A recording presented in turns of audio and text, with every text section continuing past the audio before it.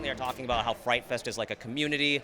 They're willing to take risks on weird movies that maybe don't get into other festivals, maybe aren't comfortable or easy, and he submitted the movie, and then I didn't even know, and I got an email that said, you got into FrightFest.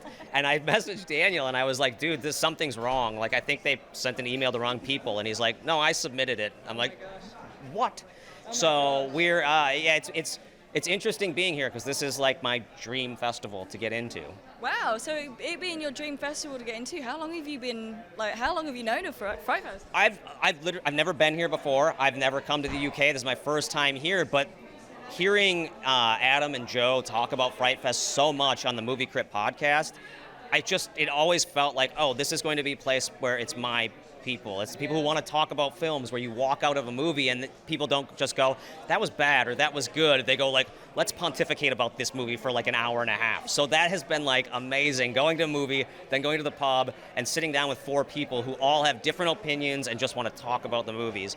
So that's been awesome, but also just meeting filmmakers that I never would have met, people from the UK, from all around the world, talking about why we do what we do, why we love this. And it's not just the like, well, we got this funding and we had this script because of this. Some of the people are making movies just on their own, just going out and making them. And I love that, because that's what I'm doing. So hearing other people have that, or people who are at all different levels of their career, has been awesome. So you definitely come to the right place here. Yeah.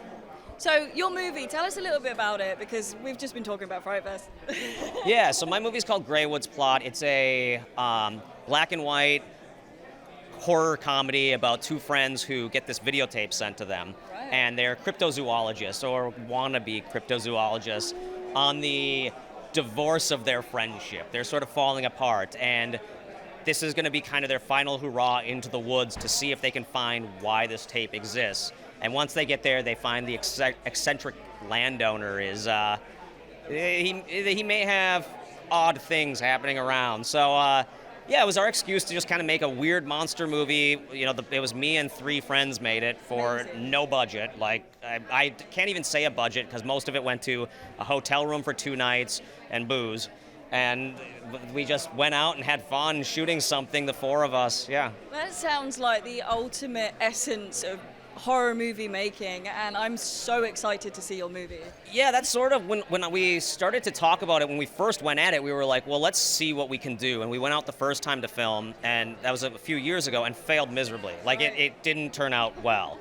And then we ended up accidentally, but we luckily got on Robert Rodriguez's reality show, Rebel Without a Crew, and made our first movie, and that took all the pressure off. So once that was done, I went back and I was like, okay, well, I finished my first movie. What do I actually